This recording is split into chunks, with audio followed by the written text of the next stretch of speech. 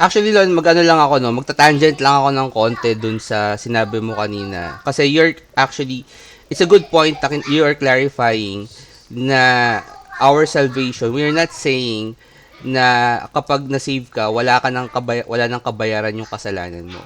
Right? Na magagawa after Right. salvation. Kasi itong mga, especially some of the Baptists that they teach to repent of your sins, ang sasabihin nila, hindi kapag ganyan na sinabi mo, you're giving people license to sin. 'Di ba? It's like, what in the world? Ano, saan mo ba makukuha yung lisensya? I mean, Wala ka naman sinabi. saang opisina ba ng gobyerno ko pwede mag-apply ng license to sin? 'Di ba? Na para bang Mm. kailangan mo ba ng lisensya maggumawa ng kasalanan?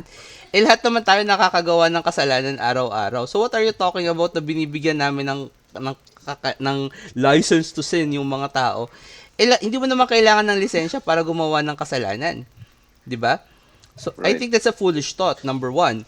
And secondly, we're not saying that we're actually emphasizing every soul winning conversation namin na ang kasalanan mo, especially kapag nanampalataya ka na wala ka ng lusot, 'di ba?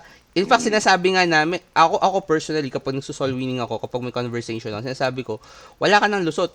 Kasi for example, pumatay ka ng tao, siguradong makukulong ka. 'Di ba? Kasi may mga tao pumapatay, hindi naman sila nakukulong, right? Hmm. Pero Right. kung ikaw nanampalataya ka, I'm pretty sure 100% more na makukulong ka kasi yun yung magiging kabayaran ng kasalanan mo eh.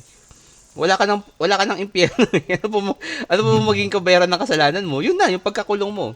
Right? Mm. So, hindi namin tinuturo, it's a ridiculous accusation na palagi ko naririnig sa mga, even mga Baptist, so to speak, no?